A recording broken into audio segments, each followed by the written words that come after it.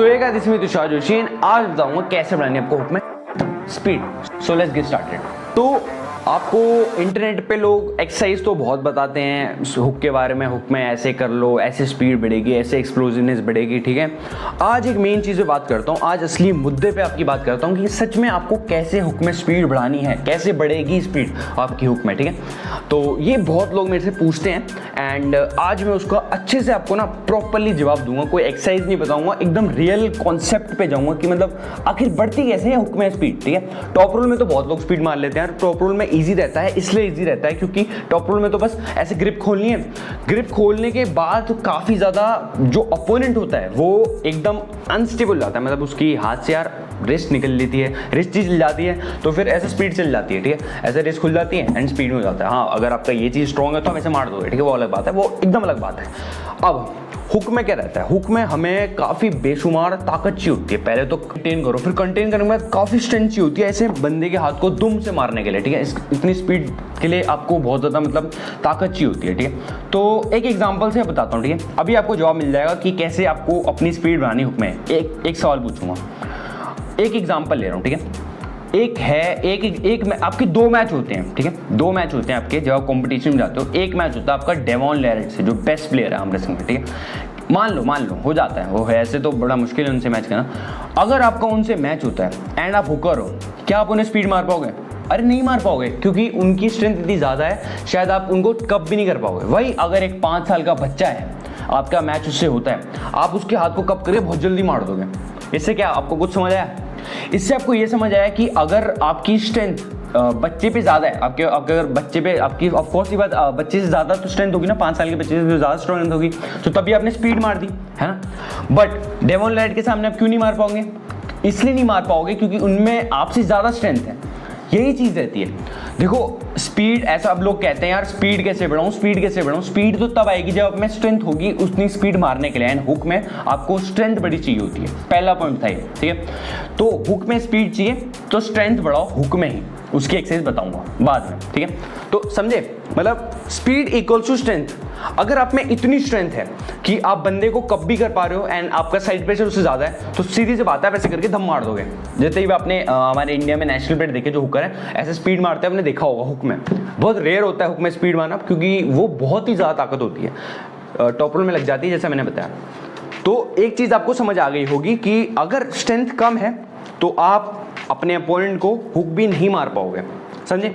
तो हाँ, एक चीज़ तो ये हो गई। अभी बताऊंगा कि कैसे आपको ये स्ट्रेंथ बनानी है एंड कैसे आपको क्या करना है, ठीक है। दूसरा पॉइंट और मेन है कि यार आप एक बात बताओ कि अगर आपकी टेक्निक्स बड़ी इंपॉर्टेंट है, टेक्निक्स ही अगर आपकी पॉलिश नहीं है, टेक्निक्स ही आपकी बढ़िया नहीं है, आपको नहीं पता कि कैसे आपको बंदे को कब करना है एंड कैसे आपका माइंड आपने ट्रेन नहीं किया, उसको बार बार ट्रेन नहीं किया। अब जैसे मान के चलो आप पढ़ाई करते होगे तो मैथ्स में क्या होता है कि जो गणित के सवाल होते हैं उसमें हम गणित के सवाल बार बार लगाते रहते हैं, तो कभी कभार तो हमें आंसर को हमें जैसे 2 2 2 करना होता है, हमें पता होता है 2 2 2 ऐसे थोड़ी है, 2 2 4 ऐसे।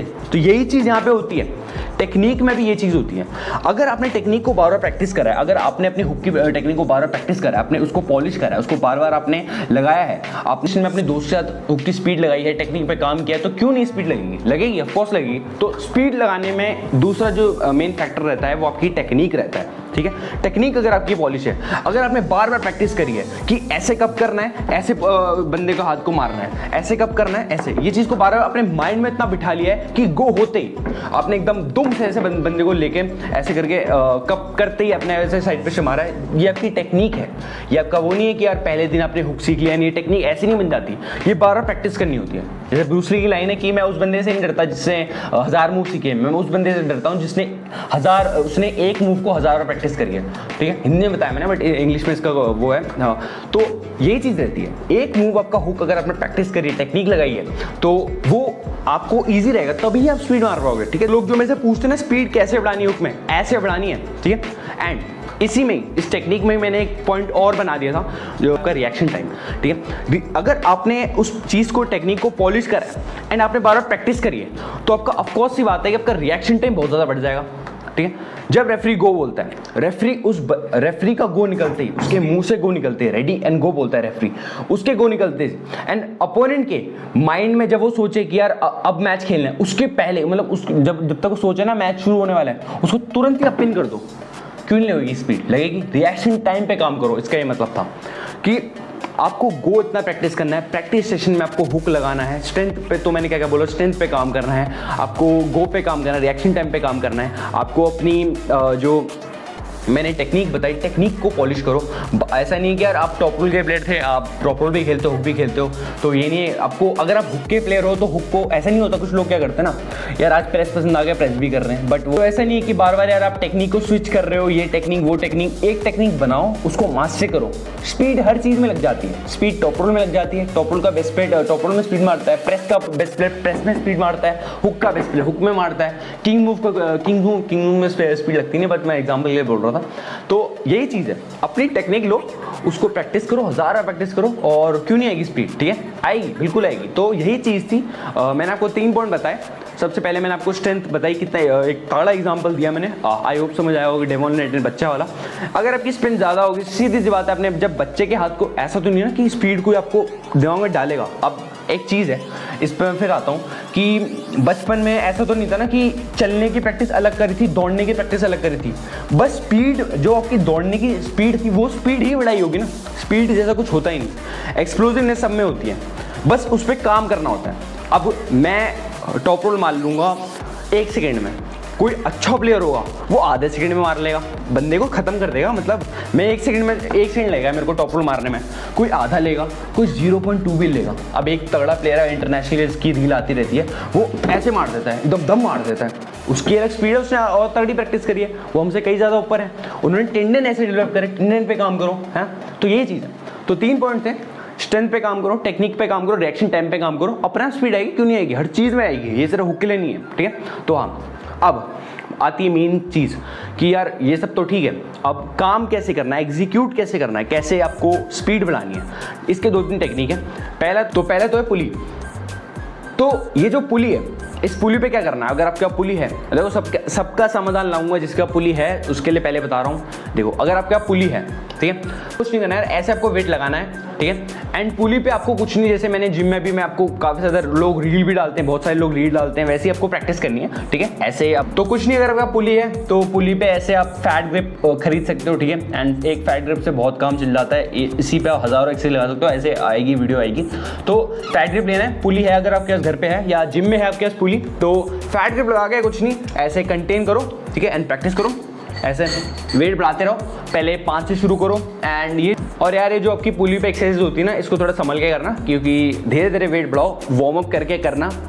मैंने रेकमेंड तो करा, पुली पे आप ऐसे फैट ग्रिप चढ़ा के बार बार आप प्रैक्टिस कर सकते हो, इसको आराम से करना, कोई इंजरी ना आ जाए, इसमें इंजरी आ जाती है। तो पहले अच्छा वार्म अप करा करो, पुली पे कोई भी एक्सरसाइज करते हो अच्छा वार्म अप करो, टेंडन को एकदम, ये जो टेंडन होते हैं इनको पूरा वार्म्ड अप होकर फिर करना, इंजरी नहीं आएगी। वरना मोस्टली लोगों को इंजरी इसलिए आ जाती है, यहाँ पे इंजरी आ जाती है, गोल्फर एल्बो हो जाता है, थोड़ा हाथ में इतना पेन होता है ना, कुछ के टेंडन तो सह जाते हैं बट कुछ के नहीं सह जाते हैं। तो आराम से फुल वार्म अप करना, अच्छा वाला वार्म अप करना, फिर ही जाके पुली पे आप 5 से शुरू करो, 5 की पेट लगाओ, 7 की लगाओ, 10 की लगाओ, 11 की लगाओ, 12 की, ऐसे प्रैक्टिस करो, ठीक है। ये हो गया हमारा पुली का गेम, ठीक है। पुली पे ऐसे आपको प्रैक्टिस करना है, घर पे पुली है तो ठीक, जिम में है तो भी ठीक, ठीक है। नेक्स्ट, ये जो चीज़ है ये गेम चेंजिंग चीज़ है, ठीक है, ये बड़ी सही चीज़ है। इसको आपने बहुत सारे अपने यूट्यूबर्स को देखा होगा, एंड इंटरनेशनल यूट्यूबर्स वो उसको इसके साथ प्रैक्टिस करते हैं, जो कि है हमारी नेक्स्ट चीज़ है रेसिंग बैंड, ठीक है। रेसिंग बैंड मेरे पास भी है, यहाँ पे अवेलेबल है।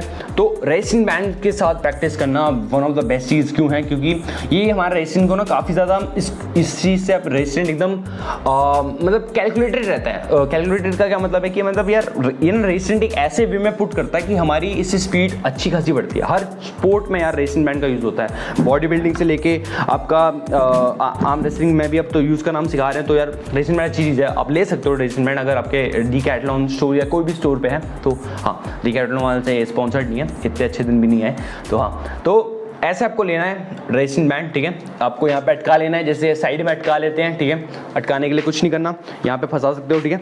इसको कुछ नहीं करा है मैंने, टेबल के एकदम पैरों के नीचे से, या किसी वॉल पे अटका सकते हो, ठीक है। वॉल पे अटका सकते हो, कहीं भी अटका सकते हो। जैसे आपको रेसिन बैंड लेना है एंड आप हुक प्रैक्टिस करना चाहते हो, टॉप रोल प्रैक्टिस करना चाहते हो। हुक के लिए तो यार ये है, ऐसे आपको रेसिन बैंड ऐसे लेना होता है, पाम ऐसे डाल के, ठीक है, थंब के नीचे ऐसे, थंब से लेते हुए ऐसे, ठीक है। एंड हुक रूल के बता दें जल्दी से क्या जा रहा है। टॉप रूल के लिए आपको थंब ऐसे डालना होता है इसके, ठीक है, एंड ऐसे ये, ठीक है। अभी हुक की बात हो रही है, हुक की, ठीक है।